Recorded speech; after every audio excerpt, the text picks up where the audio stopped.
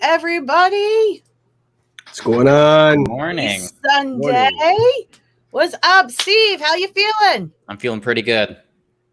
Yeah, I'm pumped.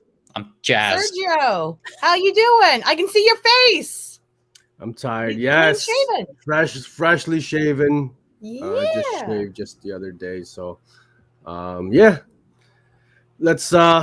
Hey, can we start out? Whose idea was it to do Sunday mornings? Why not? I think that was yours. Why not like in the evening? This was man. Because I think all three of us we're feeling it. No, I'm okay. you're okay. I had Pop-Tarts half an hour ago. I'm good to go. I'm set. You're living the dream. Being a kid, just enjoying a Sunday morning like we're supposed to. Man. Yeah. I mean, life. Serge, I think you're the one that said, you know what? I want to have a morning show. It'll get me up every morning. I'm going to feel pumped. I'll totally always be able to do it. Oh man, I'm telling you, I'm feeling it today. So I'm counting. I'm thankful, Lawrence, you're hosting today. So 'cause I don't have it today, guys. I think we've got a new person in the chat, Omnipotent City Comics. Shout out Omnipotent City Comics, man. We got some other peeps in here. We got Jeff Howell. I was gonna say we got Sly Steven popped in again. It's good that you popped in. We missed you. Yeah, Ian's buddy. here. Joey P's here. Jeff's here. And as Steve said, Omnipotent. Ruben, good to see you. Deviant, good to see you. So yeah, let's keep it moving before Sergio falls asleep on us. Yeah, or Lauren, I do. Lauren, it's very possible. Lauren, what do the good people have in store for this episode? So today, what we're going to do is we're going to do our week in review as usual. Our second segment, we're bringing back the return of Out of Context panels. Courtesy of Sergio. So those of you that know Sergio's Chaos, you can fully expect the second segment to be chaotic. Yeah. Then we're going to talk about the 7 wonders again. But this time it's going to be the top 7 indie ongoing series. And then we will check in with Teal Comic Book Club with you, Steve, and do our copper drop. And at the end of the episode, we have another announcement for you guys. I'm not going to say what kind it is, but we have another really cool announcement. So stick around. And if you haven't already, make sure you've liked the video, subscribed, ring the bell, all that cool stuff. Hold on. We got an announcement today.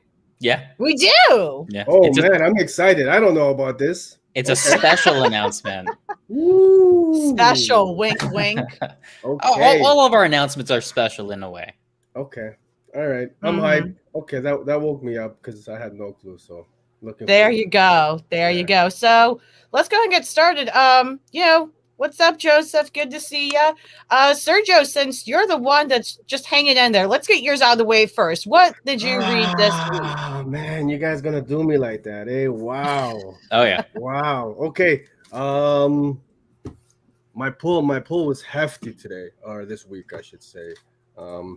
Grab some things like Second Chances, number 2. And Lauren gave a great review on this one, right, Lauren, on the Wednesday poll. Hey, yeah, you hit the big time. You had like Image giving you props for that review and everything. So yeah, that was fun. Check out Lauren's review. Bunny Mask concluded number 4. This was it was cool. I was digging it. Is that the finale? It is the finale. Short arc, man. Only 4 issues. And they are returning for a second arc in 2022. He announced at the end of the of this story here. Okay, and, so the series isn't done. The series is still going to continue, right? The series is going to continue. Okay. I'm still like, I don't know what the fuck is going on in there. I don't know who Bunny Mask is, what's happening. But it's cool. I don't think I'm going to continue picking it up, to be honest. I'm cool with where they left it. Maybe the trades or something. Our copper drop for this week: He Who Fights with Monsters. This was got a variant cover. Ooh, that's the Marvel variant cover. Yeah. Ooh. So Steve. Yeah. This was your pick. Yep. We're gonna discuss it later. Yep. We've got words. I'm sure we always have words. I have words. This is a word. This is a wordy show. It is a wordy show. Reptile, man. Hey, I had to cop this sick Maria. I forget her last name. Sick variant cover though. this is the end of this arc. I don't know if they're continuing the story. So haven't read that one yet. Last Ronin. You know what? TMNT. That's the finale, right? Have you guys been reading this at all? I read the first issue, and then I haven't read 2, 3, or 4 yet. Okay, so you're in the same boat as me, Steve, because issue number 1 was probably, if not my favorite, but one of my favorite single issues of 2020. Really? It was. I loved it, man. I had the exact opposite feeling. I was pumped. I was really hyped on the story and like every aspect of it that I heard leading into it. And then I read the first issue, and I'm like, I don't know if this is what I was going for. Like it's very action packed, very futuristic. That's what I loved.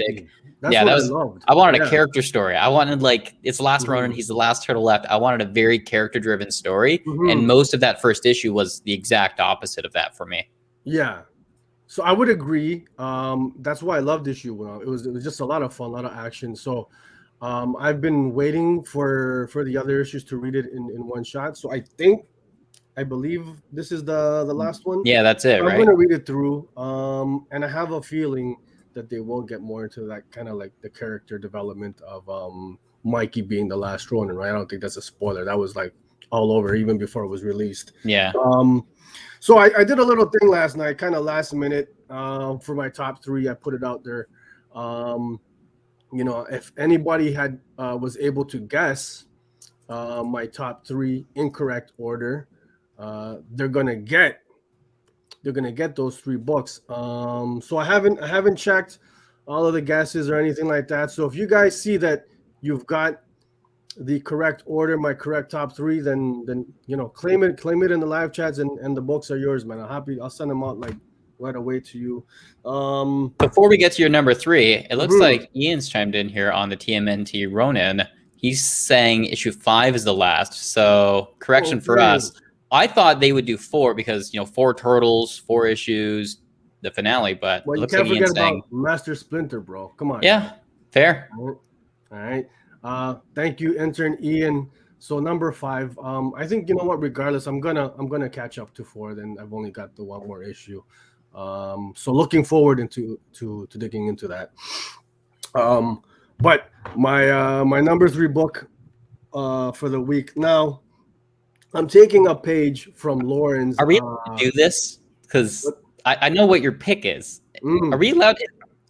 Hey, if Lauren, did you open Pandora's box last week? If Lauren can do it, I said, fuck it. I'm going to do it too. All bets are off. But this time you don't need to talk 20 minutes about the book. Mullet Cop. First issue. We spoke about it last week. So last week it was our copper drop, but it was the digital copy that I had. The physical finally dropped this week. I think some shops in the States were able to get it a couple of weeks ago, but us Canucks up here in Canada, we just got it, man. So I was hyped to grab this. You guys know already my thoughts, Steven's thoughts. I loved it, man. I loved Mullet Cop. I thought it was just an off the chain, off the wall, kooky, crazy story. This guy here is probably my favorite character. He's a little person, clearly, in the vein of the James Bond villain or something out of Fantasy Island. Now I believe his name is it Hank? He's a fashionista assassin, man. Who I want to see more of in issue 2 and moving forward. I hope we get to see that. I mean, what Steve? What can we say about this quick recap? I mean, that we had mentioned last week during. You can always check out the last episode if you missed it and get the full recap about Mullet Cop and all that cool stuff. Because I'll tell you, we decided it was a cop who's shooting lasers from their eyes. You got mutant gangs. You've got a elite mall cop squadron. You got assault Segway vehicles with machine guns attached to them. That's right. And you have microwave cooking tips, which I have used since reading this page. I'll admit it. I have used the power level cooking tip of extending the duration of the microwave timer and lowering the power level to 50.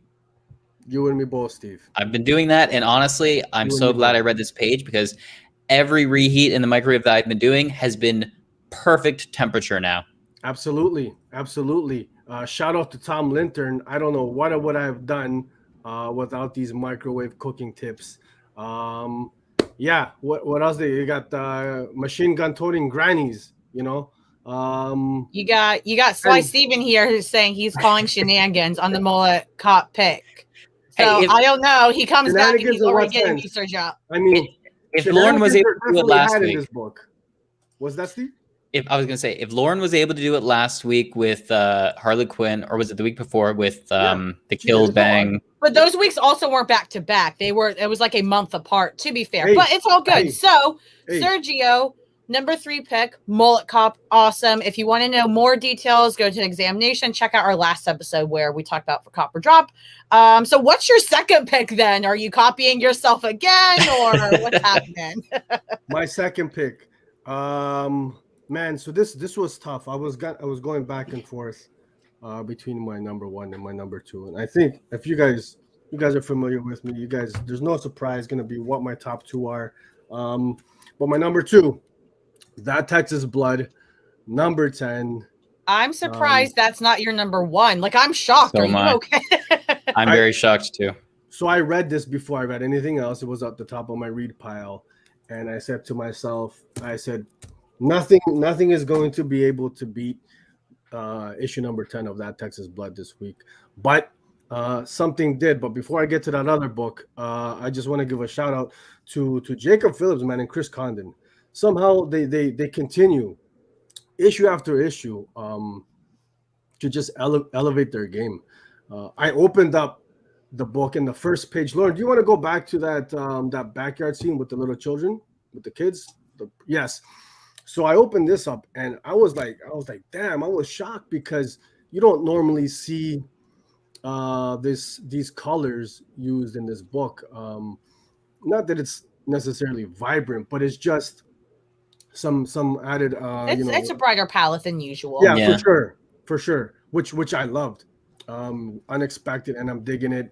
And the issue starts off with just this kind of heartwarming scene between Joe Bob and these 2 kids, and he's kind of remembering this moment from the past.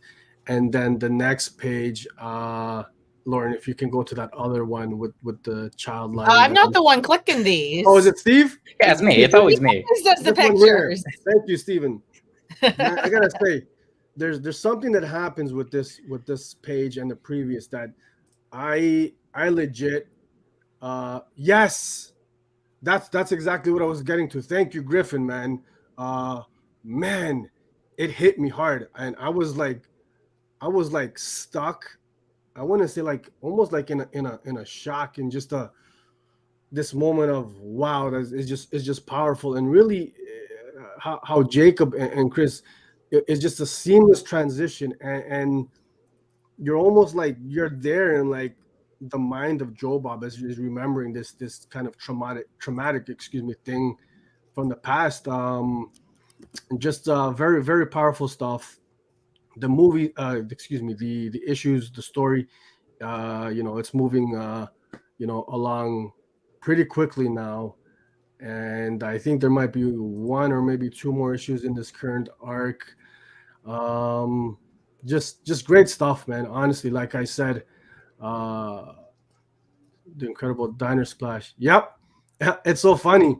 So that was a previous issue, and I was speaking about that very exact splash page on another podcast on I think Friday night, and just masterful stuff. I think you guys are distracting me here because he doesn't really. Yeah, I did. Maybe I don't know, but I know I probably sound like a broken record, but man, you guys, honestly, man, That Texas Blood, it's probably for me, definitely, it's my favorite book out. So if it's your favorite, something beat your favorite then. Because this is your number 2. So what is so good this week that it beat your favorite book out right now? What's your number 1? My number one, Lauren. My number one, Steve. Philadelphia. Wow. Nice. Philadelphia. Um, man, wow, wow. Um, this book hit home for a lot of different reasons, man. It was my number one. I think for me, why it was number one is just the way it resonated with me on an emotional, really emotional level. You have this story, That uh, page is spectacular with that's gorgeous. Jason Shaw and Alexander's art. Like his art's always fantastic. Well, listen, if we're gonna talk about this page, we gotta honestly, we gotta give the shout out to Lewis, NCT, the Yep. colorist. Yeah. Colors, yes.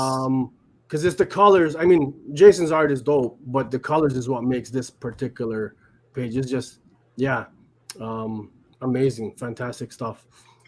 But so Philadelphia, number one, because you have this, by now everybody knows this strange relationship between father and son, and they're trying to kind of move past things, heal things, right? And this story, really, I think when it boils down to it, is about being able to forgive and to heal, and to move forward, and forgiving the sins of the father, right? And try not to pass that down onto the next generation.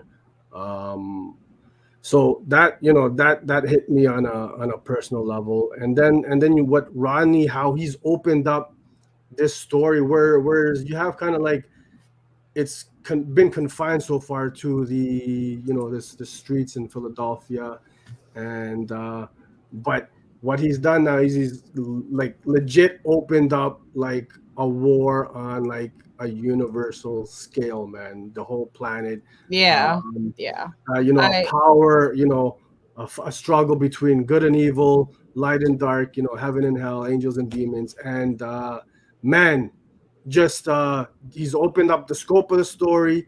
It's huge, but then you got that really kind of tight kind of this conflict between the father and son, and just family. So for me, it hit, man. It hit on so many different levels, and 17 is probably gonna probably my favorite issue of Philadelphia in quite some time. Not that it hasn't been good; it's been great, but this one just, man, it was on point. I So shout think out to the whole creative I team on this think one. yeah, I think it needed an issue that could hit certain fans' emotions, like it's hit yours in terms of like the father and son thing. Like that, those stories always hit you personally. For me, yeah, Philadelphia, this arc has not been hitting. The Mm, art's amazing and all that. I feel like the story's been unfolding in ways that don't work well, and it's kind of going everywhere at once, like trying to do too much at once. That's one thing I really liked about the first arc, especially Philadelphia, was it was telling one story like this. And I feel like I love Rodney and he's still fantastic, but I feel like he's just trying too hard to branch off into all these different stories too quickly. That's just mm. my personal thought. So That's it hasn't interesting you been say my that, favorite Lauren. lately, even with this issue, but I do Yeah. like the general themes he has. And so I think it's fantastic. He's trying to tackle them all. I just think it's not being executed as well as I would like it. Okay. But You know why I find that interesting it's is a beautiful because issue. because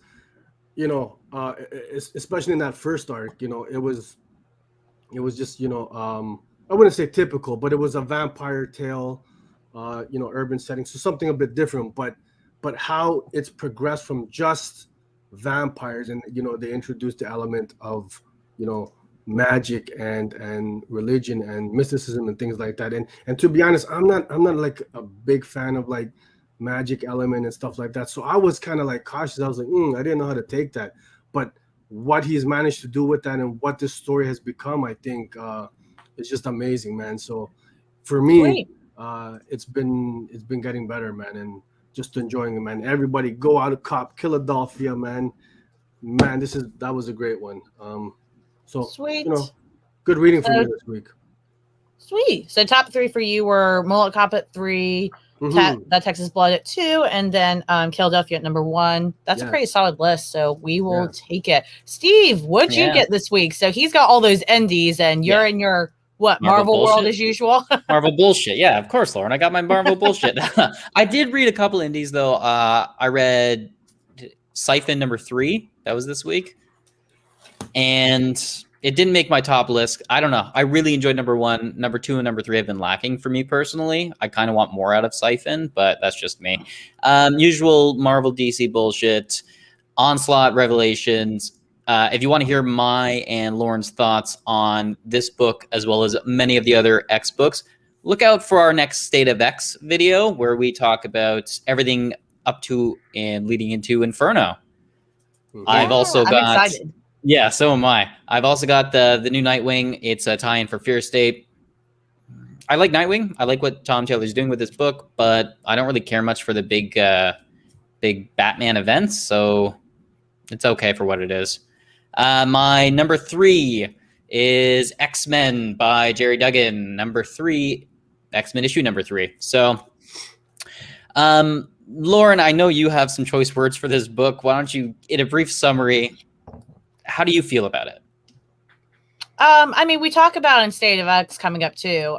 We'll release that video next week. But general thoughts, I'm underwhelmed. I think Jerry Duggan is trying to write this book differently than he writes Marauders, which Marauders is still great. And he's been writing that from the start. But this book on the X-Men, I feel like he's trying to write like Hickman does, and it's not working. He's being overly wordy and stuff, which he usually isn't. It's more Hickman style. And I'm probably going to drop this book after the next issue. Like, I'm going to get one more issue, and if it can't find its footing for me, then I'm probably just going to drop it and just hope it gets better down the line. I think they're just transitioning, and they need to figure out what they're doing with these other X titles, including this new X-Men one. Yeah, so I feel like for this X-Men title, what they ended up doing is each issue kind of feels like its own fight or battle that has to happen. It's like every issue is kind of different, and it in a way feels like an older X-Men title, where certain times you'd have these big arcs, like, you know, Dark Phoenix Saga, or that's the most popular one, right? So you'd have those ones where it would take up, you know, at least a couple issues leading into it, and then the fallout from it. This one is... it feels like each issue is its own separate thing, whereas this issue is the battle with this, you know, High Evolutionary coming back, and, you know, what's happening on today's issue of X-Men, right? Last issue, it was another battle in terms of New York. The issue before that was another thing. So it feels like each issue is kind of secluded from one another. But I think that's about to change, because at the end of this one, there's something that they found out where, you know, they're going to be doing at least another issue, maybe a couple after that, where it's going to be focused on one thing. The main reason why this made my top list is because Pepe Larraz and the coloring of this book are fucking amazing. I can't just look at this. Look at this page. It's so beautiful. And I know you can't really see all the details, but what Pepe ends up doing is he does a lot of like the Kirby Crackle, the little dots in the details. So on this page here, the skull face, you can see the dots there. Whenever you see Cyclops' visor, you can see the dots there. And I really like that attention to detail. And this book just phenomenal. But it's only my number 3. It's not a Moon Knight, right? Oh, Moon Knight. we're popping that up early. Yeah, we are. Like you said, in terms of our State of X, we give our opinions on that X title. Moon Knight is my number 2 because, god damn, does it feel good to have a good Moon Knight back. McKay just nails it. It's 3 issues in, and although it doesn't really feel like a whole lot has happened, it's such a character book. It's him building up this tiny little just friendship with these people that he has while looking after everyone who travels at night. Who writes this? Jed McKay? Jed McKay. Sorry. And Alessandro Capuccio is the artist, with color art by Rochelle Rosenberg. And don't sleep on Moon Knight. Like, if you don't know anything about the character, Jed McKay's issue 1, it's solid jumping on point. Yeah, right, Lauren? I mean, Yeah, I mean, I've been picking up Moon Knight as well, and I really have enjoyed it as well. I knew nothing about Moon Knight before starting this line, and issue 1 sets up just fine. Yeah, I mean, I like it a lot because it really is a solid character building series while still having a good solid plot that rolls with it. Yeah, I agree with the comment here. McKay's voice for him is great. Absolutely. Yeah. And Is then this, is the this nice a thing self-contained story, kind of like a Daredevil, where I Yeah, Yeah. can absolutely. jump in and Yeah. not, yeah, Yes. Yeah, you don't need to I touch would any other say, Marvel Serge, property. you probably like this. If you like Yeah. Zdarsky's Daredevil, you'll like this. that was dope. Yeah. Okay. Yeah. I'm gonna have to And check that out. one thing that I've been liking about Jed McKay's voice for Moon Knight is the fact that Moon Knight, he does have those different personalities that end up taking over. So far, they haven't yet, though.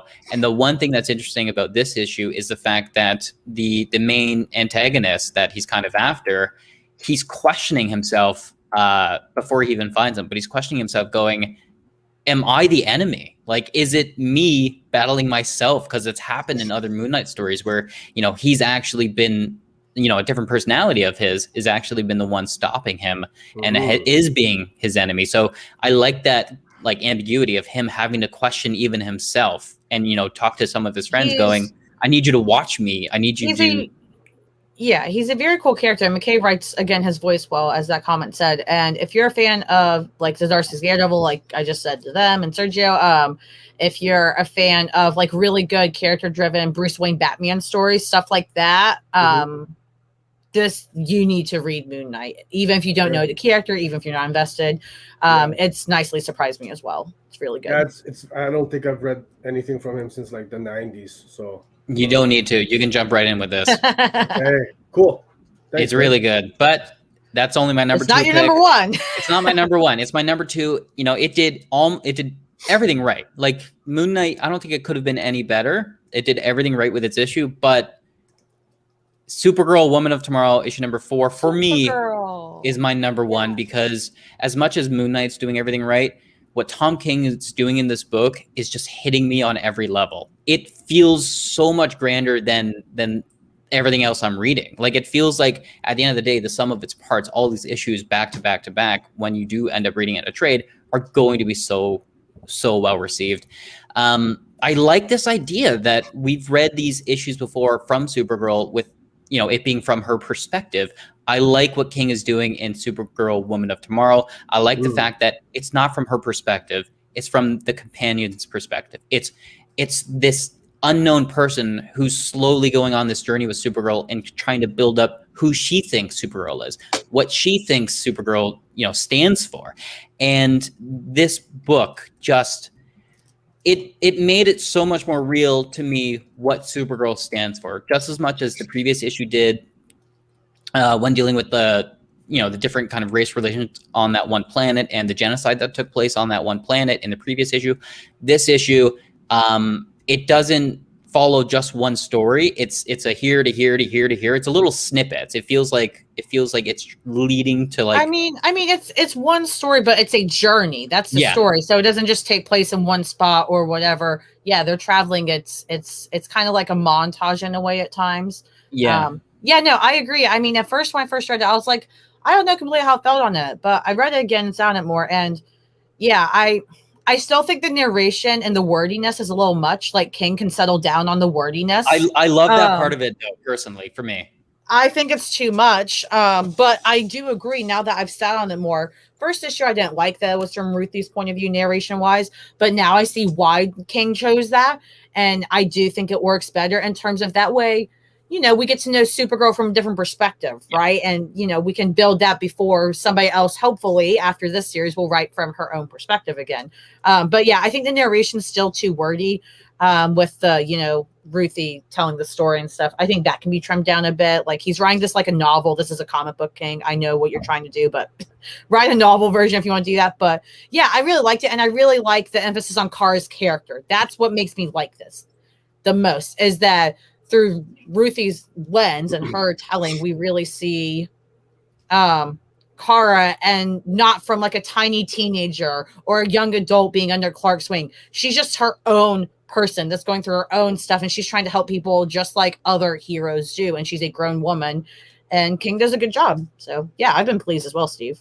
Yeah, and just I'm hoping people are looking at these pages because the coloring on this book, this is one issue. That's crazy. Take note of the different colors that is used in this one issue because it really does show the different levels of detail and how the artist ended up kind of going, every planet needs to feel different. All of these places that they travel, they need to feel distinct from one another. That's how it should be, right? I mean, yeah, if it's like a universal, like like a journey conquest through the galaxies. I mean, every kind of territory, land, planet should have this unique and different style and aesthetic to it, and it looks like that's what they're doing. So kudos, that's dope, man.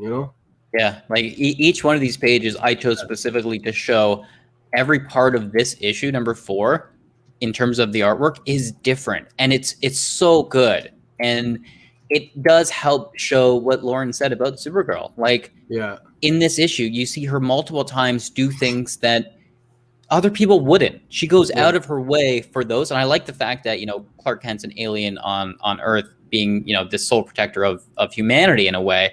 I like this idea of Supergirl. She's more Kryptonian than she is, being from Earth. So I like this idea of one of the last Kryptons, or one of the last Kryptonians, being that protector for the rest of the universe. There's a whole cosmos out there that is not being looked after. I like this idea of Supergirl being their protector in a way. She's doing the things that Superman would do if he was off world, but he's too busy looking after Earth. Yeah, he's too busy with us lame humans, which is valid. Yeah. He grew up here. But yeah, that's to the point. Yeah, I completely agree. Supergirl is the universe's hero while Clark is Earth's, and that's valid in both ways. But yeah, no, I like it. And I don't think this is going to be the landmark like Supergirl story, and I don't want it to be, but I think this story is a great story, and I think it's going to set the tone for a possible even better Supergirl story as they continue learning how to actually write her as an adult and her own character. It's very exciting.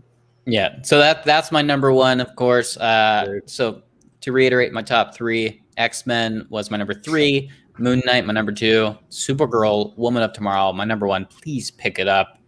Lauren, sweet. How was your week? I mean, it was really hard. It was a bigger week. It's towards the end of the month. We've talked about this before. The end of the month weeks, you get like a stack this thick, even if it's normally this thick, and you have to pick. Just quick mentions. I really did enjoy Siphon actually. I almost put that in my top 3, but again, I think the story just needs to evolve more, and it needs more issues than 3. That's not fair to the creators of it to only give it 3. Second Chances, absolutely loved it. Very hard not to put in my top 3 because there's so many books. I literally picked a Marvel book, I picked a DC book, and I picked an indie to go in my top 3 to try to be fair. So my third pick was actually Moon Knight, and we already talked about quite a bit. But it's just another really solid Marvel book. Marvel's landing some bangers, man, when they're giving creators, it seems like, a little more room to do great things with these characters. I think Marvel should keep doing that with these books. It's a great book. Read it. We've already talked about it, but if you read any Marvel books, you should be reading Daredevil and you should be reading Moon Knight. All right. And what's your number 2? Number 2 is actually Supergirl as well. I went back and forth on putting that in the top 3, but again, I think it's setting such a good tone for Kara as a character, and hopefully for future stories of her own, like possibly an ongoing or even more limited series that star her. I think this is the right path, and I hope everybody's picking it up if you're enjoying it too, because that way DC gets the sales numbers to say, okay, let's give her an ongoing or another series at least. So it's really darn good. And then what's your top then? If it's not Supergirl. What is my top? Oh yeah, I remember now. Again, too many books. So my number 1 this week is my indie book I picked, and it was almost Second Chances, but there's a book everybody sleeps on that very much upsets me, and this was such a banger to the end of the arc. This is Vampire the Masquerade. Holy shit. I'm telling you, Philadelphia is a fantastic book, but kind of like Sergio said earlier in our discussion, it's not as much a vampire story anymore. It has vampires, but it's more on bigger human elements like religion and culture and all that stuff, which is great. This is a vampire story, first and foremost. And this last issue was a banger. Like, I could not have predicted all the crazy shit to happen in it. There were twists and turns. I was just like, oh, they can do that? Like, I did. Okay. If you go to the next one, you pick some good screeners, Steve. The blood stuff, I can't remember what it's called, but the blood manipulation or whatever these vampires do. Unreal. Wait, hold on. Are you talking like blood bending? Yeah. Don't worry about it, Steve. Read it and find out. Are Exactly. vampires blood bending in this book? So in you this should world, read each vampire, they've got like unique powers and stuff, right? Like You one vampire yes and will, no. Yeah. will be But able yeah. to hypnotize, and another one can bend blood, like you put it. Others like super strength and stuff. So it's a nice little twist to. Yeah. And to a the lot of them have vampire. multiple. So like people, a lot of vampires can hypnotize. They have the strength. They can also blood bend. Anyways, it's really fucking fascinating. This was the 10th issue. I believe there's another arc coming, which there better be. Y'all, please stop sleeping on this. Like, I know everybody's sleeping on it, and you just need to take my word for it that this is a phenomenal read. If you have to pick up and trade, do that. But that is my number one. It's so good. Yeah, I'm looking forward to volume 2 of Vampire the Masquerade. I collected the single issues for arc See, 1. now you gotta say bloodbending, Steven. Everybody's thinking Avatar. This is nowhere near Avatar. Think more Anne Rice vampire stuff. If you know who she is, good. If you don't, Google Anne Rice and Interview with the Vampire. She did that. The original books for it and all that. But It's good. it's good. unbelievable. Manipulating the blood. I mean, that wasn't Anne Rice's, but don't worry about it. Again, this is their own world. They're doing what they want, Steve. Gosh, creators. If it gets more eyeballs on it by saying they're blood bending, they're blood bending. Read the book. People are really expecting Avatar, and then when it's not Avatar, they're gonna be disappointed. Steve, expectation. I wouldn't compare it to Avatar, but it's honestly it's good, man. It's great. Yeah. And what I also like about Vampire the Masquerade is they kind of get into the politics, right? The different clans, the different families, and all that stuff, which is like in like great like detail and stuff. So really good stuff. I'm gonna be picking up volume 2. Yeah, it's are very they still big doing on the alternate stories, split between the writers, the two. I think so. Yeah, I haven't been keeping up with who writes which. I just read the issues and I'm like, holy shit, this is great. So. Now there's two different storylines, right? You had like the guys who were. Well, this arc they changed things up in terms of things start blending together, and then there's a story in the back, like there's a backstory in it, but that's separate, I believe. Yeah, but it's really good on the RPG. So it's the same Vampire Masquerade IP that the board game, the video game, all that's still within. It's within that world. Okay. Yeah, it's great. Yeah, good pick. Hey, the two number 1 picks. Vampire books, so and I think we had like a couple months back we did that whole vampire episode, right? Like why Steve wasn't here for because he hates vampires. I don't hate vampire hater. Shame.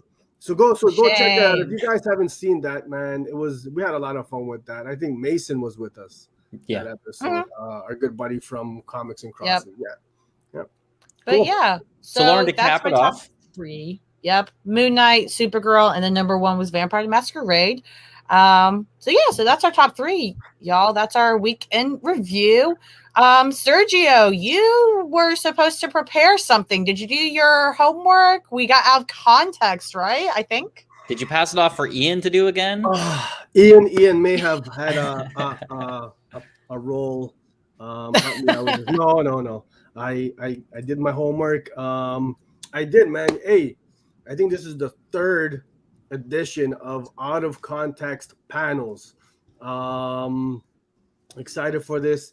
If you guys were here for our last one, it was what did I tag it? Maybe not safe for work edition. I'm a little scared of what you're gonna do with this one. This one here. It is definitely a not safe for work edition. So, having a little bit of fun here. Let's bear with him, Sergio. Yeah. Oh my gosh, you got it first try. Wow. I'm so proud of you, bud. Hey, Hey, You I'm did it. learning, man. I'm learning this StreamYard thing. So, guys, like I said, definitely not safe for work edition, man. We're gonna have a little bit of fun here today. Oh, Out of Joey P's context ready in the panels. chat. He knows what happens when Sergio makes these. I know. Joey came here just for this one, man, and I hope I don't disappoint you, bud. So if you got the kiddies, maybe get them out of the room for the next 15, 20 minutes. Pretty straightforward. I'm pulling panels, random panels, from comics, and zaniness ensues. And we're reacting to it. We're reacting to it. So let's get right into it. Definitely not safe for work edition. Let's do this, man. Oh God. Someone's gonna have to read that. I can't read that. Getting right into it. He's doing okay now, Nurse White. You've taken quite a liking to our mysterious visitor, haven't you? Ah, he looks so cute just sleeping there. He's definitely got his charm. Oh my.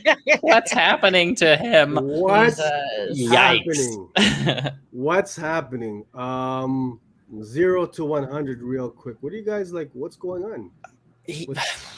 The patient likes what he sees. I mean, it's obvious the joke they're going for. Like, oh no, suddenly the woman talks, and like, it's pretty obvious. I would question what exactly did they give him in that hospital, because they might have mixed up some certain medicines. Too much Viagra. God, Yeah. who injected him with it? You gotta Jesus cut Christ. back on the Viagra. Or maybe some of that protein powder that are good old buddy from Mollycop is taken. Oh, Joey P, ER issues. Yep, that's a going to the ER episode. So I think the caption says it best. The only question I've got is, does it come with a happy ending, folks? Someone clearly on the recovery is mending. Don't seem to be in dire spirits anymore. Next one. Right. What do we got? Excuse me. She won't Power have girl, a choice. yes. Not when she's up against these babies, and not just. Hold on. Wait. What?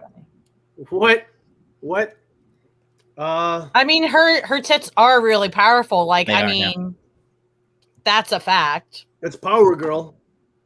Wearing her famous suit. I mean, how powerful is she, guys? I don't know. You guys tell me. I mean, she can wreck me. Like, I'm not gonna say no. I may be a feminist, but I'm also hella bi, and I conflict myself often. So she can ruin me. It's fine. I mean, it is her. Okay, true feminism is letting her have her choice, and if she wants to use her, to against the enemies, that's all the power. That's feminism. Use her right? what, Steve? her tits, Lauren. I want her to be a little family friendly. Go, her knockers, her boobies. The kids are out of the room. It's okay, Steve. Her knickers, the tatas, her Jesus melons, her anything to not say boobs or breasts. It is. Her pectoral glands. Where's gazungas, bro? Her bazungas, her gazungas, her yabba dabba doos. Yo, you woke up Dragon Ranger in the chat. He's at it again, guys. The yabba dabba doos. The yabba dabba doos, my man. I don't think I've heard that one before. I'm gonna steal that. Oh, Joey P has some criticism though. Joey's like, those are like bowling balls, not tits. They're Kryptonian tits, okay? Jungle Joey, you don't understand what it's like. They're also a different Earth and a different universe's tits. So maybe they. Yeah. But I'm with you too, Joey. Earth 2 Kryptonian tits are different, and as we all know, the boob window, as was written in canon, the boob window, it was an accident. She wanted a logo to go there, but she didn't think of one yet for herself because she has such self-esteem issues. Take a nap, Steve. Next, Sergio. Crypt tits. That's it. Tits Ruben. We're moving on. What do we got next? Life lessons, folks. Life lessons. What? What do you guys mean? Oh, is that Alfred? What is he doing? I'm sorry. What? Master Bruce. Do you know what this is? I have a suspicion, folks. Do So he's doing that. That's what he's doing, right? That's what the context is. Alfred, destigmatize the dong. yes, absolutely. Where is this bat penis? Where is the Alfred? Also, where is any of this? Hashtag destigmatize the dong. They're not actually related, so Wait, it's are you okay. saying you want to see Alfred's dick? You don't, Lauren. You don't. He's like my grandpa. Why would I? Grandpa's got to no. fuck Lauren. Okay. Oh my god. Alfred Pennyworth has to fuck. So I'm worried. I mean, this is clearly an older Bruce Wayne. If Alfred at this point is kind of needing to explain what seems to be the birds and the bees situation to Bruce, what's going on here? Is this an alternate universe where Bruce looks like a grown ass man? There's no way. I don't know. This was a strange one. I mean, and this is why the Dark Knight will always be number 2 to Superman, because Superman. Steve, what was in your Pop-Tart today? Yeah. Life, Lauren. Life. Sprinkled with joy. So, everyone needs a ball bag check every once in a while. I mean, seriously, guys, get yourself checked. This is going to be a prevent prostate cancer ad now. Get yourself checked. Yeah, prostate cancer, testicular cancer awareness is also coming up. So be sure to check your boys. And then if you don't feel comfortable, get someone that you feel comfortable with checking your boys as well. Now, Steve, do you think Alfred is the one who's kind of checking for Bruce, or is it one of the Robins? That's it. I mean, Alfred's paid for that, right? Like he gets. Yeah. He's paid to don't check. Don't bring in the children, Sergio. That's actually fucked up. Don't bring in the children. No. What the heck, Sergio? This is a family show here. Hey, no, not in that way. I'm all for ball grabbing, but not the children. Stop that right now. Moving on. Who's got singles? Mr. Weatherby. This is Archie. This is Archie panel. Veronica. I guess we'll have to do a special routine for him. You know what? Where are the men doing special routines for us? I would like to know that. Both. Yeah. Give me this, and I want some. Free the bat dong. Yes. Free the Archie dong. So, Archie. We got Betty and Veronica here. Special routine, man, for Mr. Weatherby. Lucky Mr. Weatherby. Lucky Mr. Good for him. Is right. Although, in the age-old question of Veronica or Betty, Serge, which one are you choosing? Who's the brunette? Oh my God! You gotta ask. I'm not waiting for your answer, Lauren. Betty or Veronica? I don't care. I don't know Archie well enough, but I know who they are at least. Wrong answer. It's Betty. It's always Betty. You go with the girl next door, Betty. Lovable Betty. I just want to say, why have Betty? Betty the Blonde? Yes. Why have Betty when you could have Ian? If you guys have not seen it yet, find me on Twitter, the link below, or just find Ian if you have his already, because it's his tweet. Ian did an amazing comparison. So if you haven't seen that, you should go see it. Intern Ian really trying to do great marketing without even trying. Ian is looking jacked. Like Ian is making me feel inadequate as a man. I mean, are those abs real? Like, I don't think that was answered, Ian. Somebody asked on Twitter. Like, I don't know. I want them to be, though. Like, I want them to be. Sergio, you have competition on your OnlyFans. If Ian makes an OnlyFans, I don't know what you're gonna do, bruh. I'm sorry. I only have $1 a month. I missed because I don't think I've seen what you guys are talking about. I sent it in the Discord. If you so I did a thing where you try to look like your screensaver, and so Ian on his screensaver, he has that famous Ana de what's her name that you like so much, Sergio? Oh, de Armas. He remade that. Really? As himself, yes. So you have to see it. Everybody check that out. Anyways, intern Ian is inspiring us all. It's fantastic. So who's got singles? I mean, we're gonna do it up with Betty and Veronica or what? Like, what's going on? I mean, clearly they're just giving it away, so I I don't was need to gonna pay say, them. like, they're Yeah. not even charging. If anything, they should charge. So I have to give singles. Like, come on, women, charge. I dig it. So this was a short and sweet edition. I've got one more. Let's get to it. Hold on.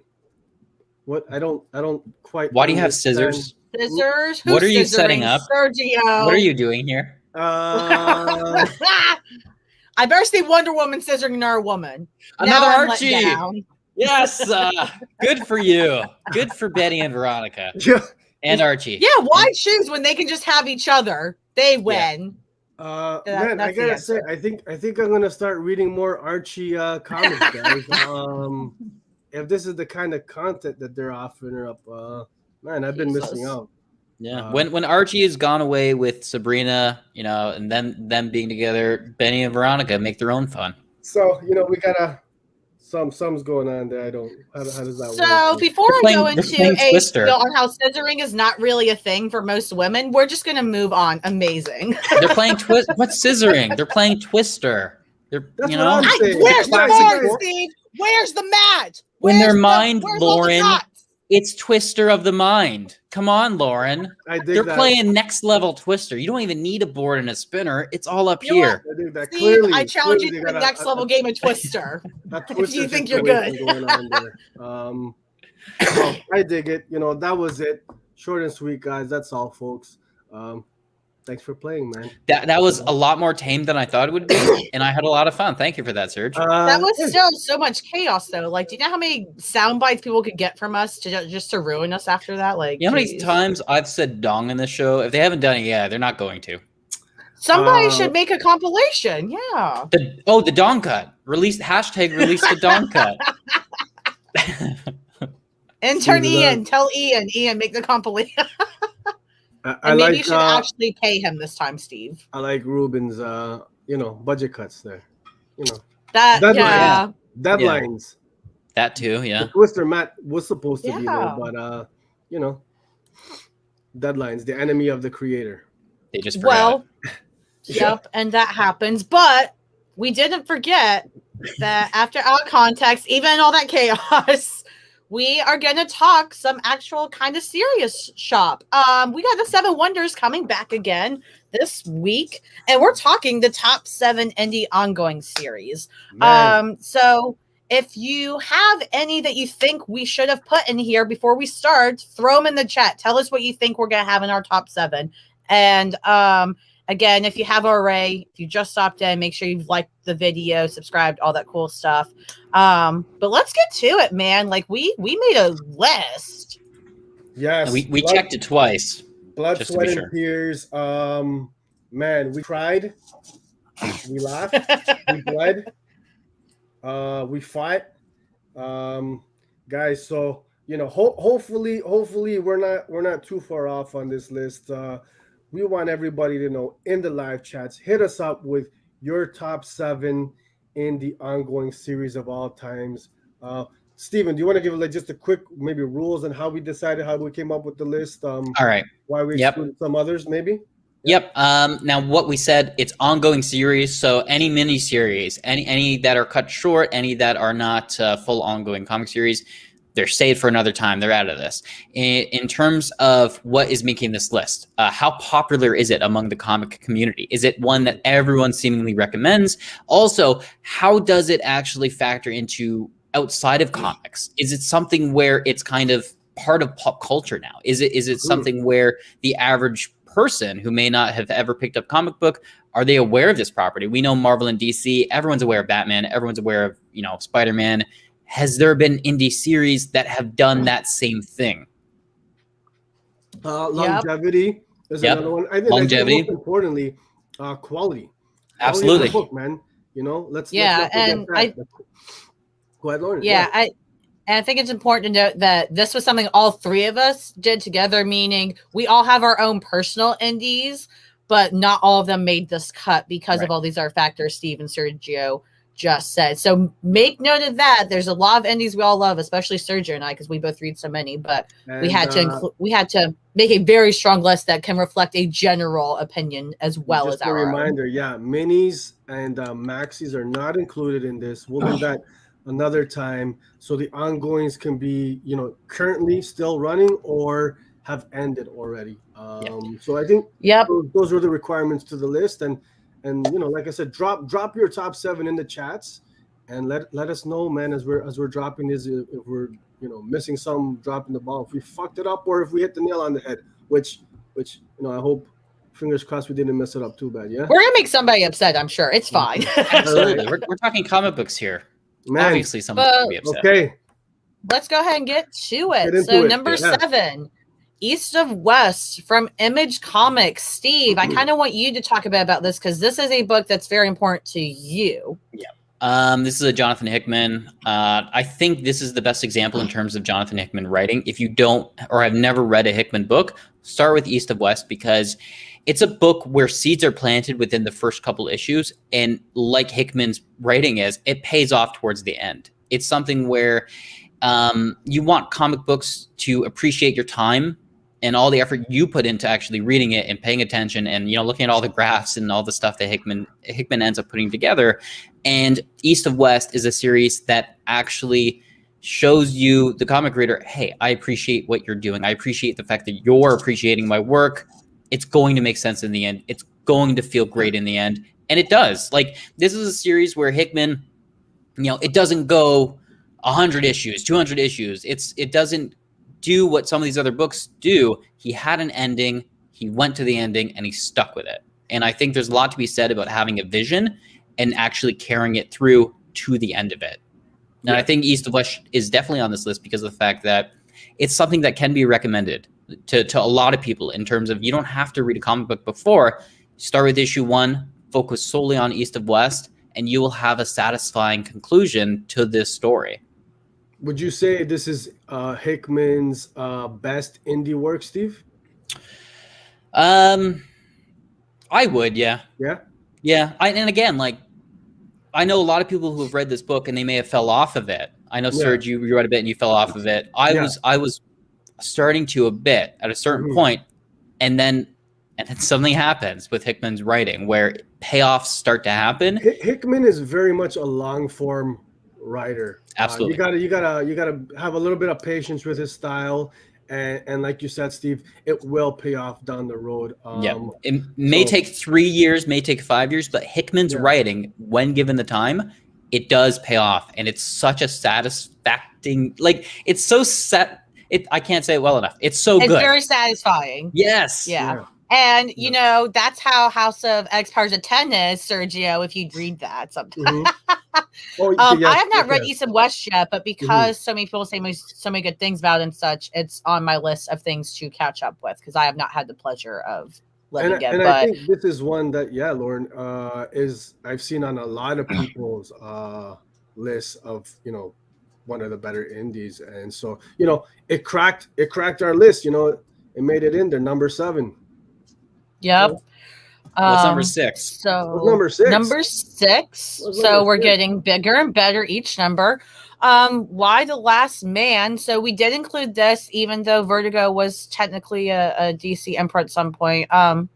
Vertigo was still pretty much its own thing when it originally started, I feel like, even though it's part of DC. Who's read this one? Because I know I have not read this one either. So I don't know which one of you wants to chat more about it. Hit us up, Steve. All right. The Last Man. Much of the same way as I talked about in terms of East of West, Y the Last Man is a book where Brian K. Vaughan, he did what Hickman did. He had a plan. He brought it to fruition, and it's a complete story. It's one that, like, you go to any website and they say one of the best comic series of all time is Y the Last Man. Mm-hmm. There's a reason for that. It's something where you don't need to read any other book to appreciate the comic medium. You just need to pick up Y the Last Man and read that, and you'll go, this is fantastic. Like, this is on par with some of the best television you've ever watched, or some of the best movies you've ever viewed. It elevates the comic medium and shows what comics can be when they're put on that pedestal. Yeah, you know, even before there was news that it was going to be made into a series, long before, I think Why the Last Man is one of those books that constantly popping up on people's favorites list. You know, in terms of indies, and not just indies, just comic books in general. Man, you know, got a lot of love, and rightfully so. And now, you know, it's been made into a series, which is starting off pretty good. So you know the significance of this comic book, right? You know, it's there, man. You know, it's making an impact, and one of Brian K. Vaughn's, better rights, Yep. so yeah. Number six, Let's number go five, What's to number 5? we're in the top 5 now. Mhm. Invincible. I don't think any of us are surprised by this one. Sergio, Invincible is a baby of yours currently, at least the show. Mhm. Why is this here? I think first and foremost, man, the kind of the impact it's had in terms of superhero indie comics, right? Yep. The longevity of the series, um, it's got its own animated series now, and what it did, especially at the time, you didn't have too many indie superhero comics that kind of just hit with the masses like that, right? And had that. I mean, how long was this run? It's 70, 80 issues. It was more than 100 issues. More than 100. Yeah, Shit, I man. read. Once again, I read all of this Crazy. one too, and I Yeah. agree with everything you're saying, Serge. And Mhm.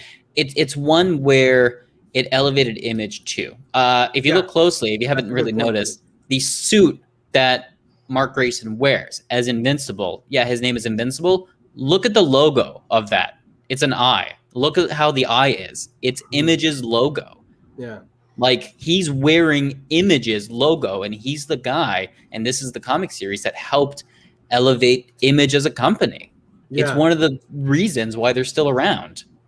I think it's become, and it's going to continue. It's become iconic, really. Yeah.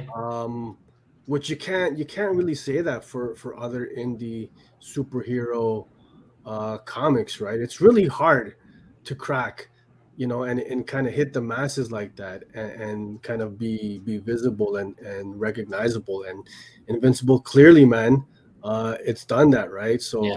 I think it's tough to leave them out of the top 7, and Yeah. top It 5. also touched upon in this comic series. Everyone should read this, I think. It is a long series, but it also touched upon issues that I've never read some of the issues that have been touched upon in this book, and in such a way that it actually makes it there's a point to it. Like, it matters. It doesn't, like other things would try to make a comedy out of some of the situations that happen to Mark, and this book treats it as a serious issue, what happens to him. And Yeah. I think that it should be read by everyone. For sure. Yep. So- I'm gonna be continuing that Invincible journey myself. Yep. So that's our top 5. Somebody's gonna be happy with the comment I just saw because Spawn is number 4. I think Number 4. Yeah. Oh my God. Okay. I mean, Spawn is so huge, and it's stayed as huge as possible since it started. It's made such an impact, whether you read it or not. I think it's undeniable the impact it's had on all comics, along with just Image Comics as publishers. I mean, so far, most of what we've seen is all Image, right? I mean, Image's impact on the indie comic industry is just untouchable. It's unstoppable. Other publishers are coming into their own now, but even a couple years ago, I don't think anybody was even close to starting to catch up to Image.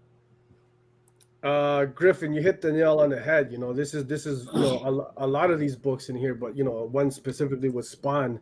What it's been able to do, right? The longevity. We're like at 320 plus issues now. That's insane. This is started in like what, 91, 92, right? It's what it did for Image Comics as a publisher, right? I mean, the guy who created it is literally the president of Image Comics now. Yeah. That didn't just happen for And no I'd reason. argue Spawn now is more popular, not hitting the numbers of the 90s, but more popular now than in its heyday, right? When it sold in like the damn near millions, right? But that was like more a thing with the times, right? Like comics were selling like crazy back then.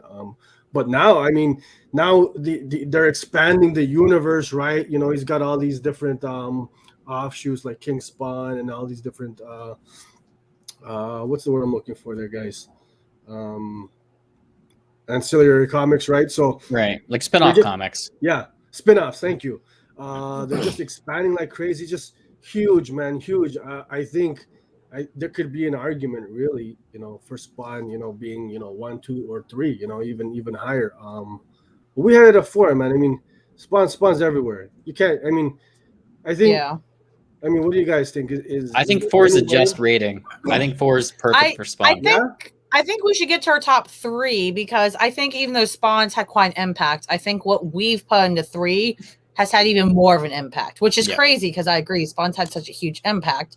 Number 3, The Walking Dead. I saw Ruben say this in the chat and somebody else also say in the chat.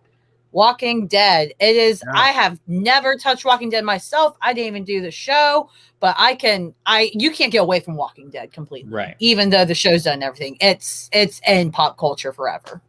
Yeah. I think of any of these books so far, anyways. Yeah, for sure. Walking Dead's had the biggest kind of mainstream cultural impact, right? For a comic, man, it's massive, right? And so we've got long. Well, first of all, let's talk about the quality. For me, Walking Dead is one of my, and just in terms of just entertainment, man, one of my favorite indie comics, man. Believe it or not, just especially I think those first 50 to 60 issues, man, were just that was top tier comic book reading, regardless of what genre you're reading, right?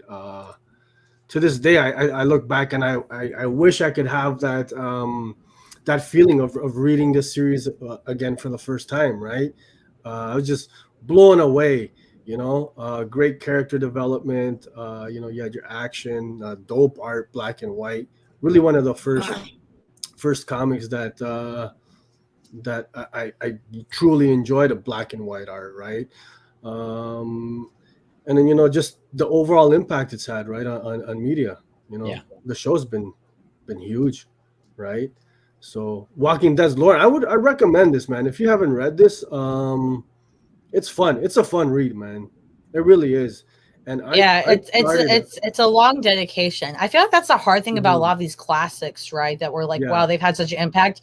Is you can't just read like a little bit here or there and stop. Like it's 60 plus issues at least you're getting yourself into, and so that can seem overwhelming. But you know, if you just start somewhere, it sounds like it's worth it. Yeah. I think Walking Dead finished at like, I think they hit 150 plus, if I'm not mistaken. So yeah, it is definitely, it's a commitment. Steve, have you read Walking Dead? I've not touched any of the comic series.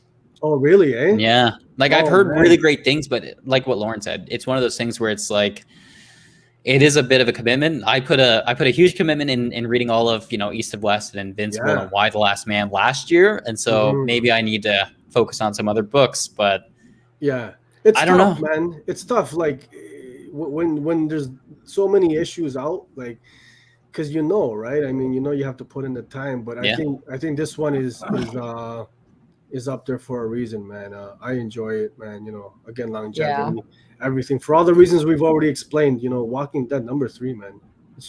And you know, you keep saying longevity, and in particular, if we're going to talk longevity, I think number 2 here, TMNT. Absolutely, this has been around forever. And we talked about Last Ronin today and all these other things. I mean, Image may have Spawn and Walking Dead, which are huge, but they're not going to have TMNT. Like the Teenage Mutant Ninja Turtles, let's just put this into context. This is a story that Eastman and Laird started essentially as a bit of a Marvel fan fiction. Think about it. They started it essentially in the Marvel universe. The Ninja Clan, the Foot that Teenage Mutant Ninja Turtles fight constantly, the foot is based off of Daredevil's The Hand, right? Marvel Universe's The Hand. The ooze that is splashed on the turtles, that is what mutates them.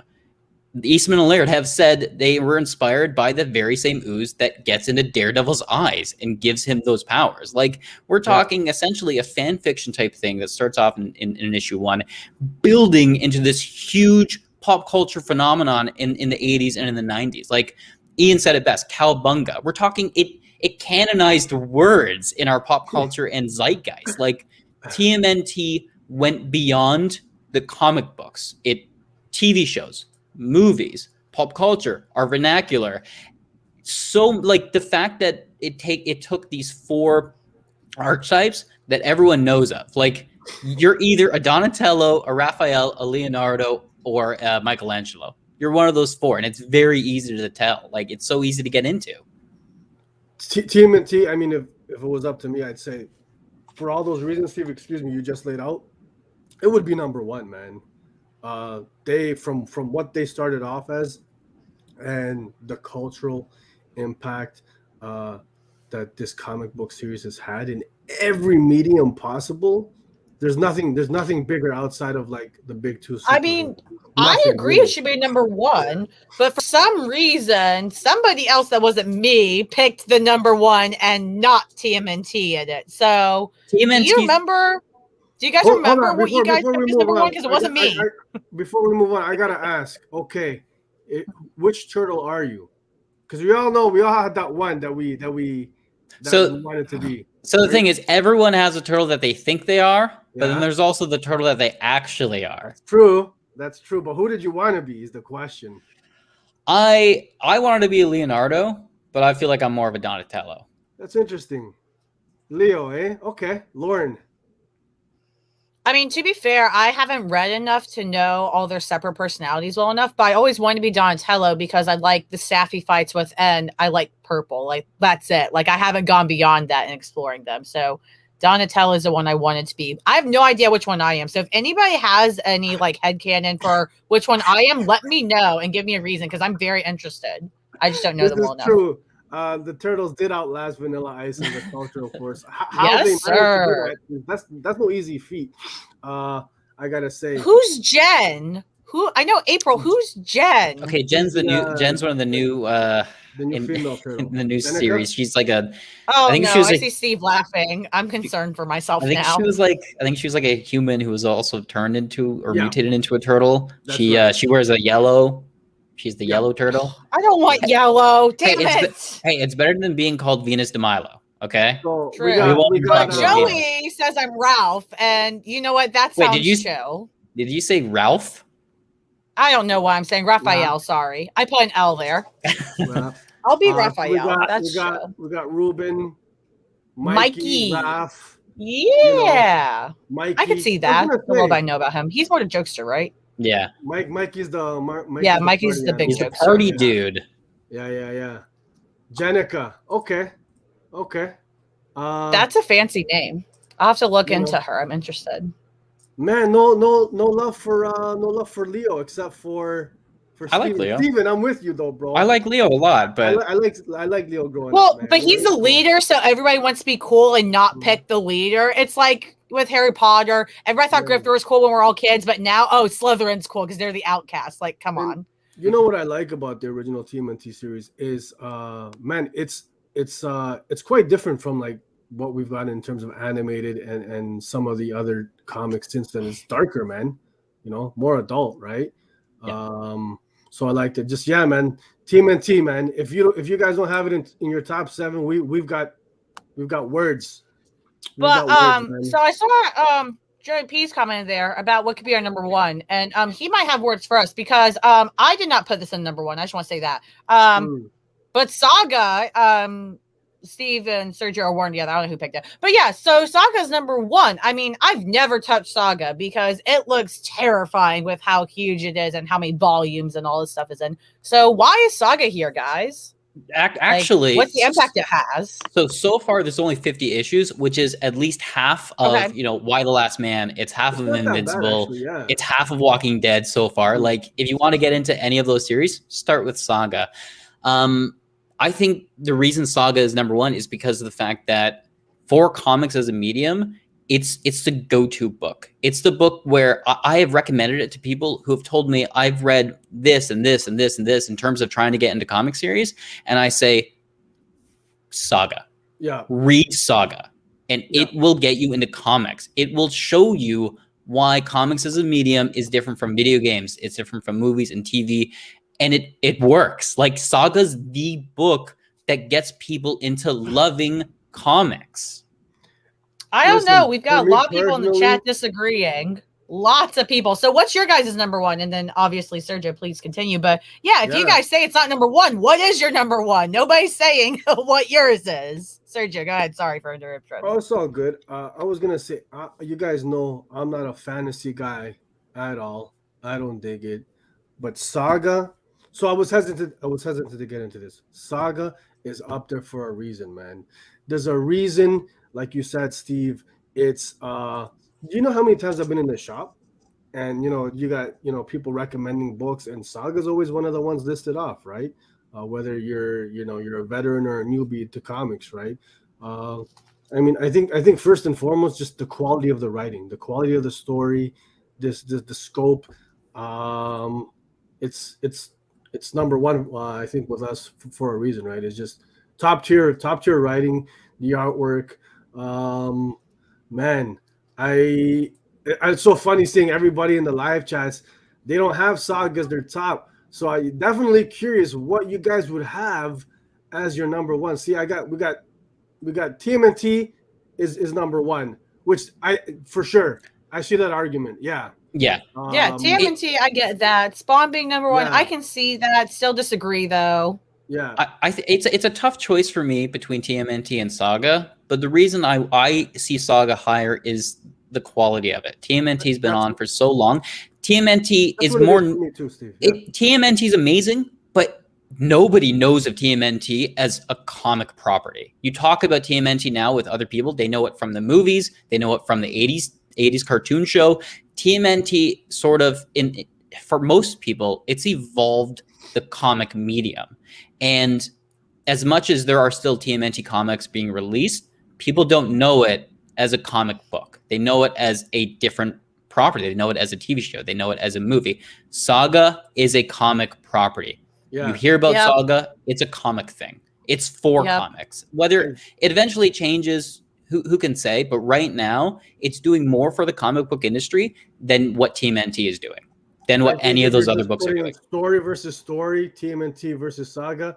I honestly don't think, as much as I love the Turtles, I don't think you can't compare. No.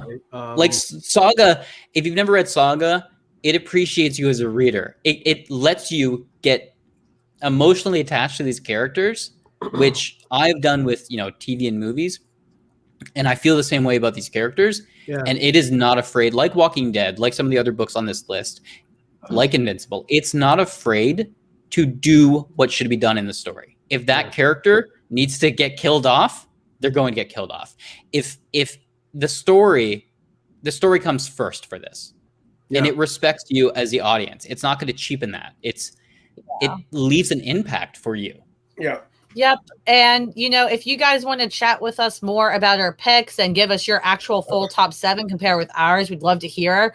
I'm just going to kind of cut this bit short just because, we want to make sure we get to our copper dropper stuff. But find us on Twitter, Instagram, at House of Nerd Show. Please give us more of your thoughts. We would love to continue this conversation. It's a conversation that could go on for a very long time because we have our own indie favorites. Let's wrap it up. What was our top 7? We had East to West, number 7. East to West. There you go. Why the Last Man. Yep. Invincible was number 5. Spawn was number 4. The Walking Dead was 3. Yep. TMNT was 2. And Saga was number 1. And if you notice, regardless, Image Comics swept. Yeah. And so we'd love to hear on Twitter, or if you guys want to put in the live chat, we'll check it later. But, again, kind of got to keep it moving. But we want to hear what other publishers you think are starting to catch up, because Image Comics has made such an impact. But we've got newer publishers like Boom Studios and Aftershock and such coming in as well. So what publishers do you think might make this list in the future, right? Let us know in the live chat and let us know on the Twitter and the Instagram, because we'd love to check in with you guys after the episode today and hear more. That's it. And if you guys want to fight with us, hit us up. Fight. Let us know. Let us know, because I'm seeing a lot of craziness in the live chat. So, bring it to Twitter. We'll start a thread, and everybody let's go ham. We're not afraid of having some heavy debates here. Somebody's killed the children. I actually brought that up, Emmett. That was heavily discussed, at least for me. Maybe we'll go back to them in maybe 5 years. Let's see. Yeah, we'll give it some time. But that is the 7 Wonders segment number 2 with our 7 indie ongoings. And also, we can always do more indie type segments in the future where we narrow it down a bit more, because we didn't include maxis or minis there. But Steve, what's going on with TO Comic Book Club this week? Thank you for asking, Lauren. This upcoming Tuesday at 8 p.m. Eastern Time, we are discussing Black Bolt Volume 1, which was the poll vote for this month. So congrats to those who voted for it. I'm looking forward to it. I've never really read a Black Bolt book before. There's only these 2 volumes. We're only reading Volume 1. So as always, on Twitter at TL Comic Book Club, there you will find the Discord link. Come join the family. Come follow us. This is a community for comic lovers. You don't have to just talk about the books that we're talking about in this. You can talk about anything that you're reading. But again, Tuesday night, 8 p.m. Eastern Time. Come join us to talk about Black Bolt Volume 1. I've heard yes, good things about it's this my run. boy. Heard good things. Yeah, man. Cool. All right. So last week for Copper Drop, He Who Fights with Monsters number 1 won. Sergio won. Congratulations. I mean, I won, really. It was my pick. Oh, you pitched it? I thought Sergio pitched it to you. No, I pitched it to Sergio, okay. Remember? Because it had something that's killing the children. So Steve, my bad. So Steve won. Congratulations. Let's talk about it. Steve, since you pitched it, I'd be interested to hear your thoughts first. Yeah, I did pitch it, and I used the Lauren tactic to win Sergio over because of the qualities of the book that I knew Sergio would enjoy. I myself did it for the W. I didn't do it necessarily for the book. Because tell me, did you like it or not, Steve? Because I'm starting to piece some things together. Steve, I'm gonna get back to that comment.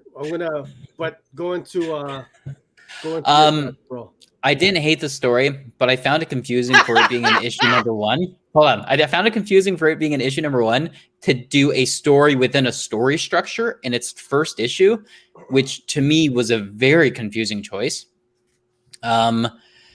I like the fact that, we're delving into a World War II scenario where some supernatural-esque elements are being brought in. I know of some of the elements that are being alluded to at the end. I'm all for that, but to me, I feel like maybe they shouldn't have taken so much time in the beginning telling this story within a story structure. Maybe they should have spent more time actually focused on that element, because right now I don't know if I'm hooked. And Serge, what are your thoughts? Definitely, this issue 1 is definitely a slow burn. Not much. I think it's a lot of setup. I'm trying to.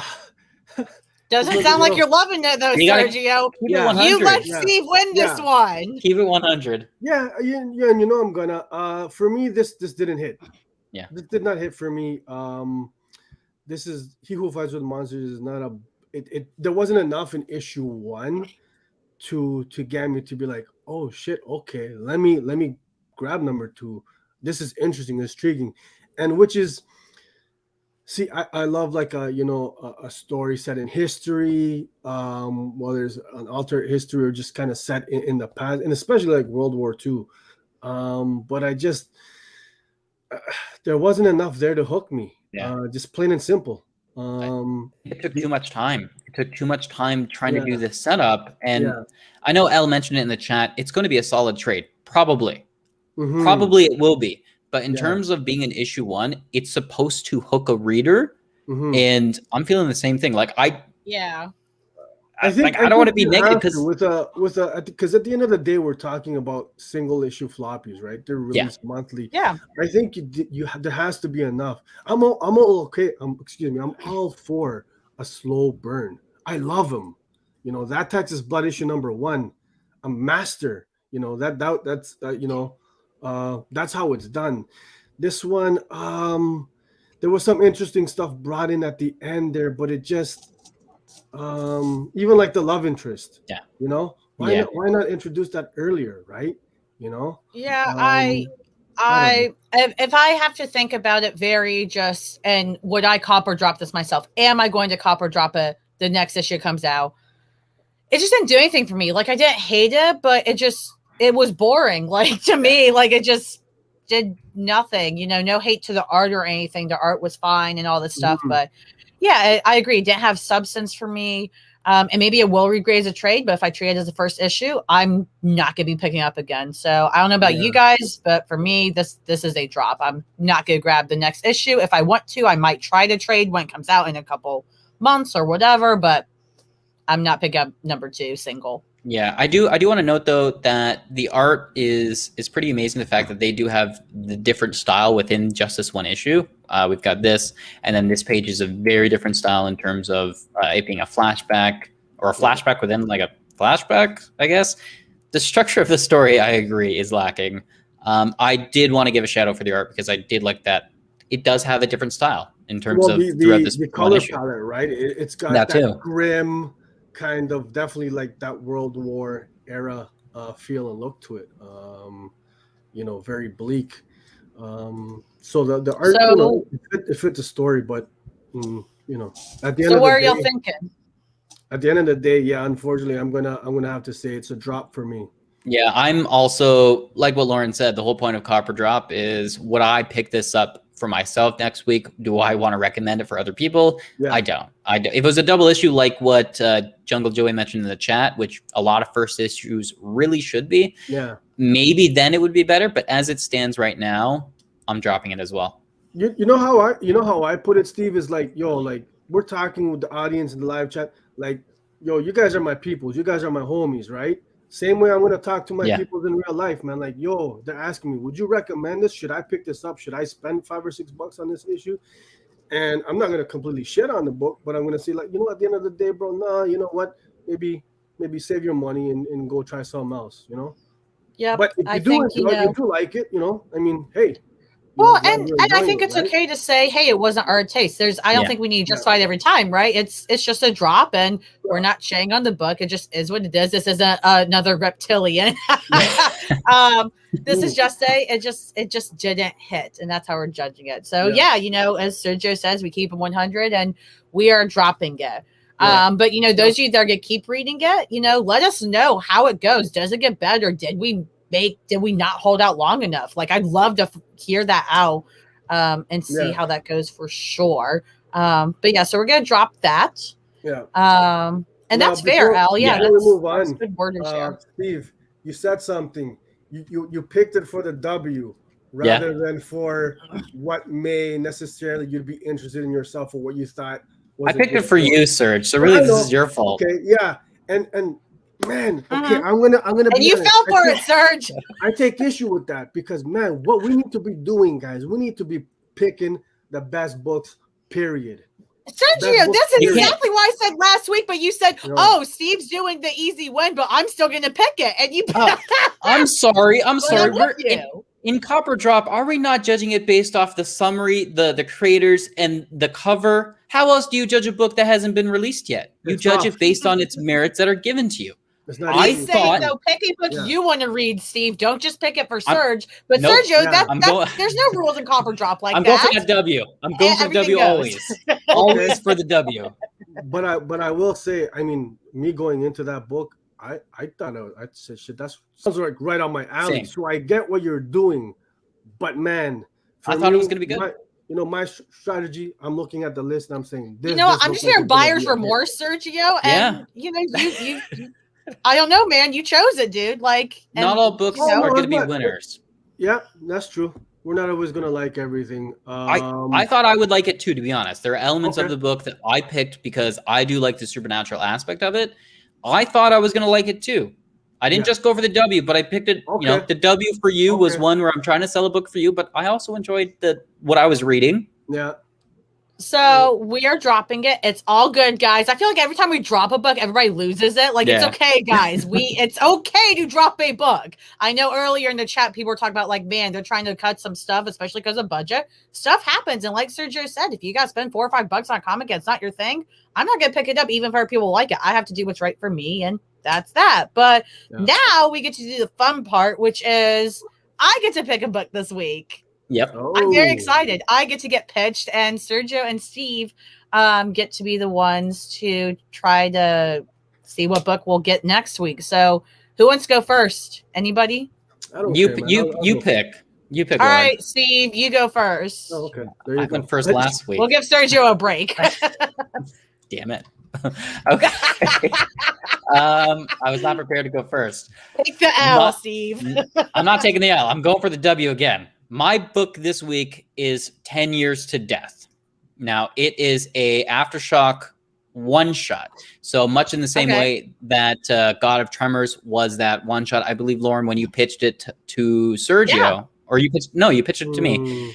Because I picked up God of Tremors. Same God of Tremors that was a wah. Actually, you guys liked God of Tremors. Yeah. I didn't. You guys did. I did not like God of Tremors. No. Wait, okay, chat, remind us, did Sergio like God of Tremors or not? Because I'm pretty sure you two said cop and I said drop. No, I wasn't there for that one, but I read it on my own. Oh, okay, that's right. Okay. But definitely didn't land with me.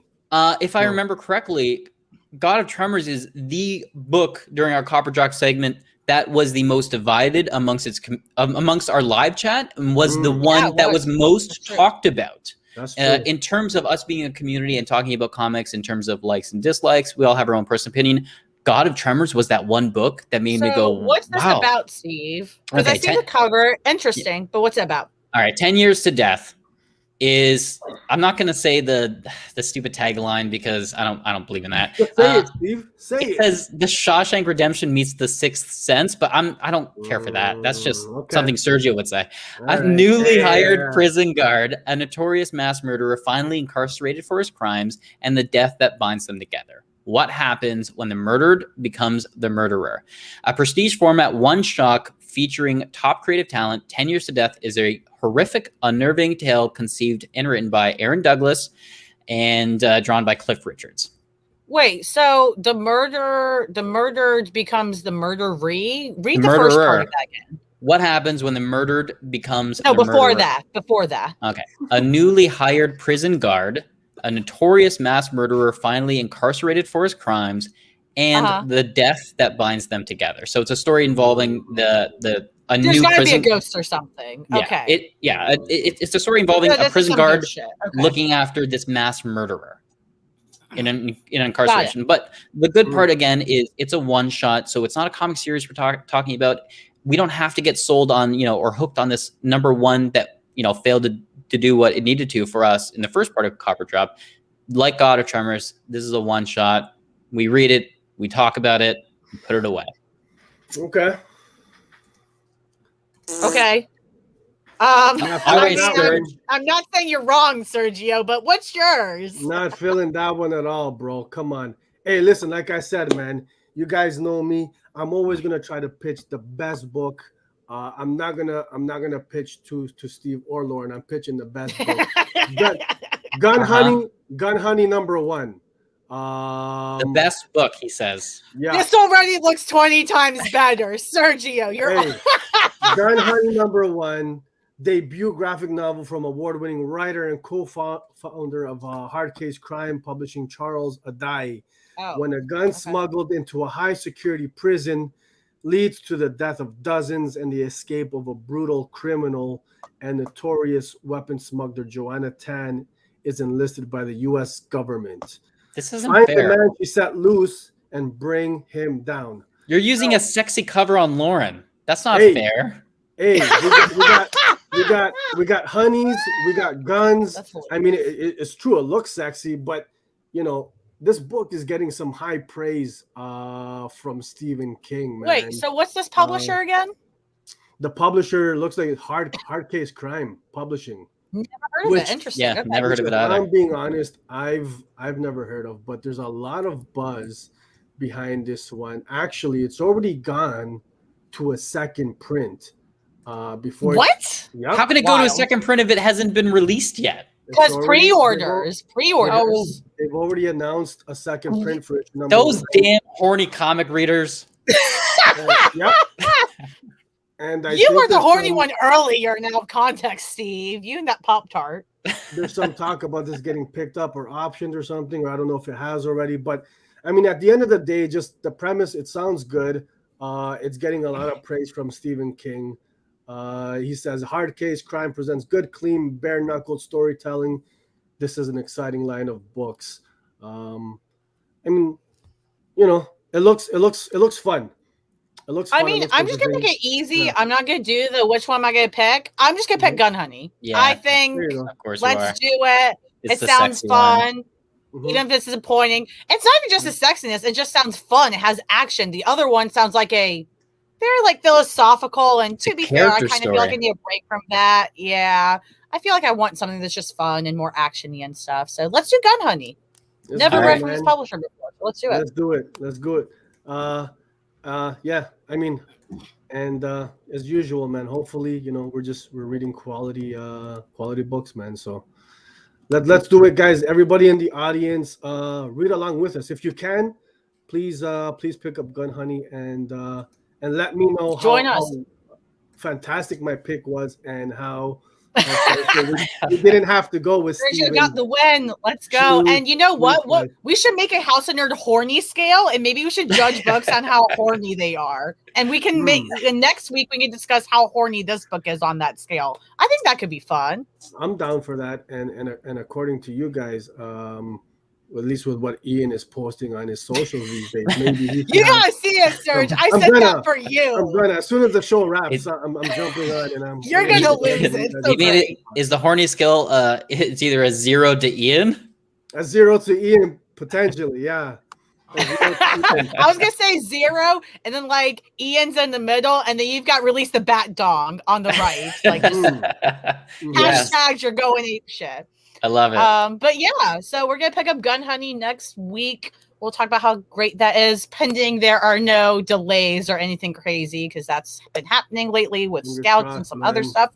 And that's the show. Other than we do have one announcement that is a pretty big one, I would say, actually, because this is an event, y'all.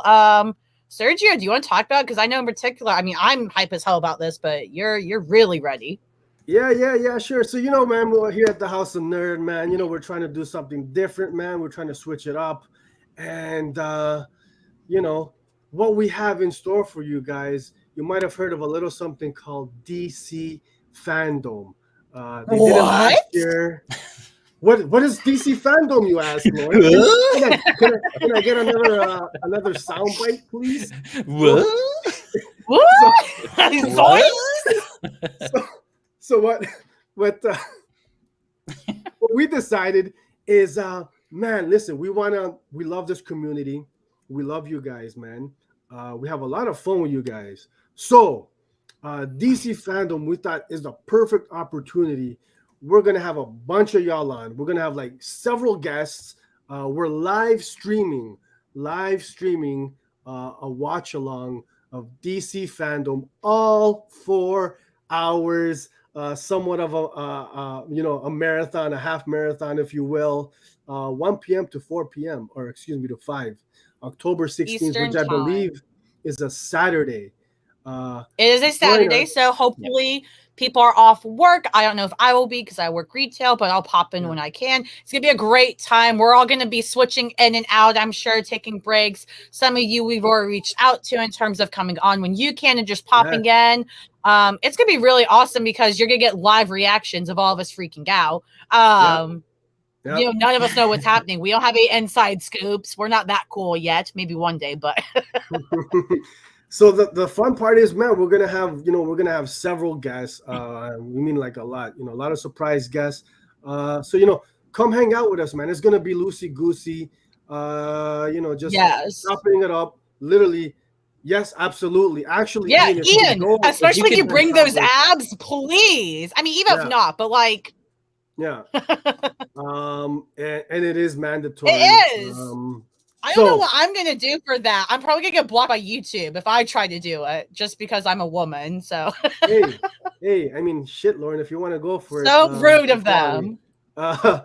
So we're just trying to have some fun, trying something different here. Gonna get live reactions from us. We're just gonna be chopping it up, discussing the announcements, or lack of announcements. We want everybody to come and join us and hang out, whether it's in the live chats or in the studio with us, man. And we're looking forward to this.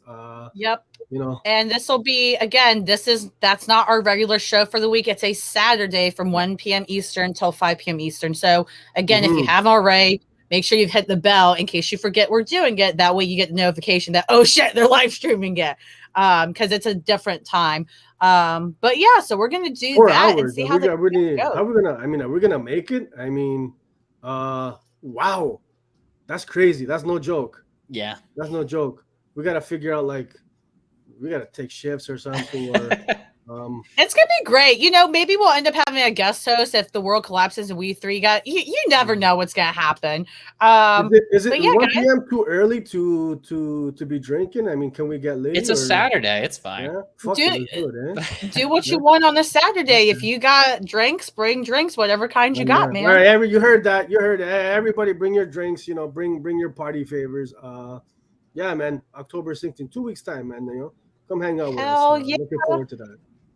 Yeah, so and we'll post on the socials in case you forget as well, but we wanted to get the announcement out early so you all can make your plans to join us. We'd love to have you. And yeah, y'all, that's it. That's the show for today. Thanks for watching all that cool stuff. Like, subscribe, ring the bell. Sergio, where can we find you other than your OnlyFans? I think we all know that one. You guys hit me up on Facebook, man. My link is in the description of the video. I'm trying to connect you guys with comic books, good readers, good books, man. I take pull list requests for new ongoing weeklies, back issues, variants, ratios, all that good stuff. You can check out my Twitter and Instagram pages too for the books that I'm selling. Hit me up, man. Hit me up. Don't be shy. Steve. Yes, sir. Steven. Yep. Where can they find you, buddy? They can find me on Twitter at StovePost. They can also find the TO Comic Book Club at TO Comic Book Club on Twitter. There you can find the Discord link. Come join the community that we're building. And Lauren, where can the good people find you on the Twitters, the Insta Hammies, the TikTokies, the Catty Snappies, the I'm not Facebookies? cool enough. Yeah, no, those are all irrelevant. No, so you can find me on Twitter and Instagram at friendly MBHD Bites right there. Miss you too, Steve, and we're glad to have you back, Slice Steve. Yes. And yeah, find me Twitter, Instagram. Make sure you follow the House of Nerd Show, the show's channel on Twitter and Instagram at House of Nerd Show. If you guys have any inquiries or any, if you know any, creators or whatever that want to send us books to review, we have an email too at housenerdshow@gmail.com. Send us shit. We'd love to review it. We'd love to talk about it on here. Yeah. And again, make sure you subscribe to all the cool stuff. Send us shit. I like that. Send us shit. Send us shit. Send it. And before we get out of here, thank you to the live chat. You guys were awesome today, as usual. Every week you guys come out, man. Appreciate you guys. You make this so much fun for all of us. So you guys are the best, man. Thank you.